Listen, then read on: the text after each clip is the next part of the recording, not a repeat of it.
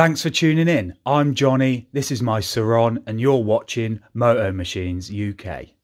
Today you got 12 tips, tricks, hacks, whatever you want to call them, for your Sur-Ron coming at you, so let's crack on.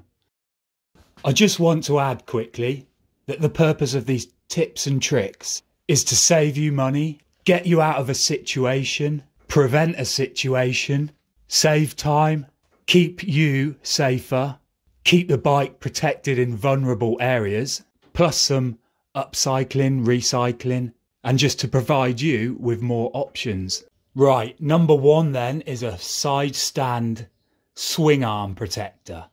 This will prevent your swing arm from getting scratched if you ever put the bike on its side. Basically then, all I've done is repurposed an old inner tube. This will cover the side stand area, which meets with the swing arm. So if you fall off, this will then rub against the swing arm rather than metal on metal. All you need, if you're American, they're zip ties. If you're English, they're cable ties. An old inner tube and a pair of scissors. This is so simple, but so effective.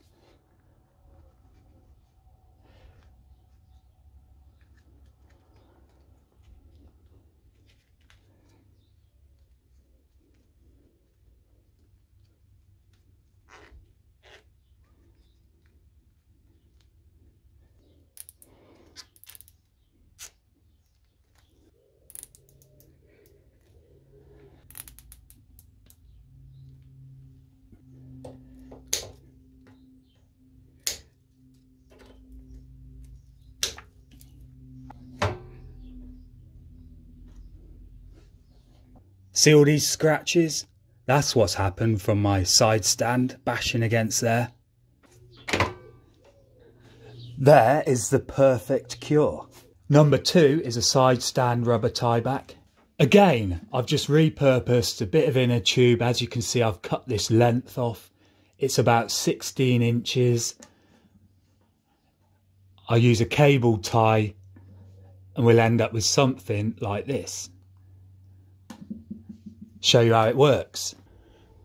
As you can see, I've just looped it around, pulled it down.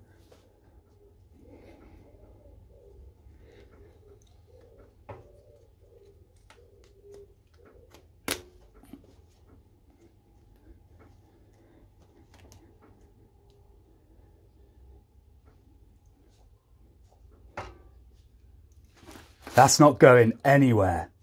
This is a really good safety feature, especially if you're going over rough terrain, doing jumps, and you've got your side stand sensor disconnected. You do not want your stand coming down, so this will prevent that.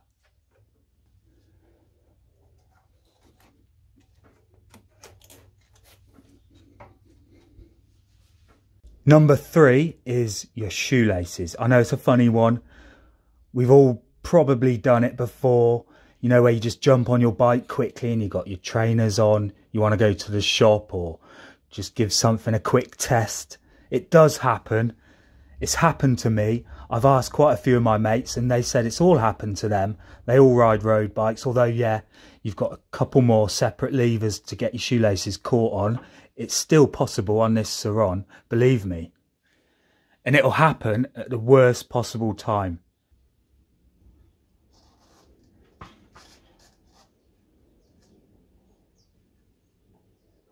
Yeah, as you can see, if you've not been in that situation before, more than likely you will one day in the future, especially if you ride your bike with trainers. Let me explain a little tip to help prevent that. As you can see, I've gone under, over, under, over.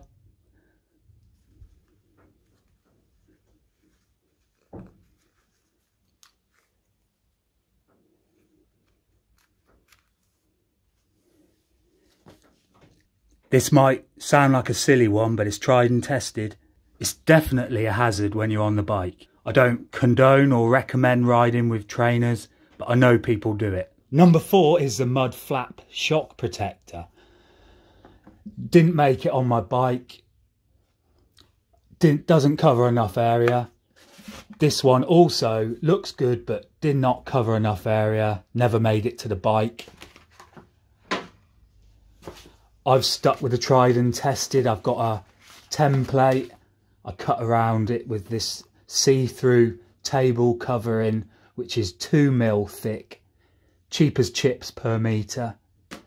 So first, yeah, I will be the first to admit this doesn't look the best, but it performs the best from what I've seen and used so far, because it stretches all the way down. I'm not sure you can quite see, but it comes here and it covers the bottom area of the linkage system. Works perfect. The other two that I've brought do not go that low. I do have a new idea, but I've got to try that first. As you can see, it stretches from the bottom and it comes right up to and connects behind this plate. Number 6. Well, it's front fender options. This is the standard Sur-Ron, and it's about $27.99, I think. I don't know why people would buy that when you could fit on a CRF 51. Easy, all you've got to do is just re-drill a couple of holes, it'll fit perfect. Or you could get a CRF 110. It's a lot bigger, it's a lot bulkier, it will do a better job, but I don't really ride with a front fender. Not in this weather, now we're in the summer. You'll think it was made for this bike. Plenty of clearance for the horn and controller. I think they're about £15. Here's a CRF 50. It's a lot smaller, probably wouldn't do a very good job. And then the standard Sur-Ron.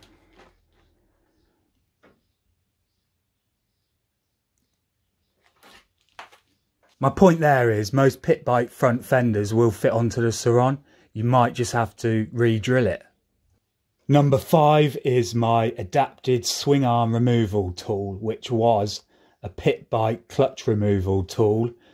All I had to do was grind down some of the splines and it fits the swing arm nut perfect. This cost me less than £6, and online they're $29.99, so that's a good saving. And I've even got Sur-Ron on there.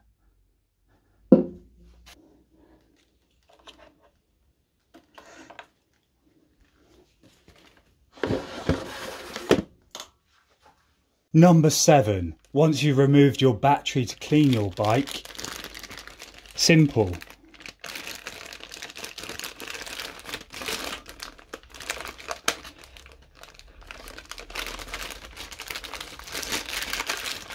Couple of elastic bands and a sandwich bag just keeps your terminals nice and dry for when you're cleaning your bike. Number 8 is your grips. Let me explain. Now, before you go out and buy the most flashiest, expensive, stickiest grips, they're all pretty much similar. Just go out, make sure you buy the same ones if you ever need to, and then only replace the one that needs replacing and keep the other for spare. You will get round to using them all. You won't really notice a difference, especially when your hands cover them. It's just a good money saving tip, really, I think.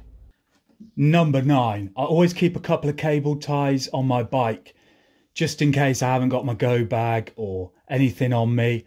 I know I've always got a couple of cable ties that might help me out of a situation attached to my bike.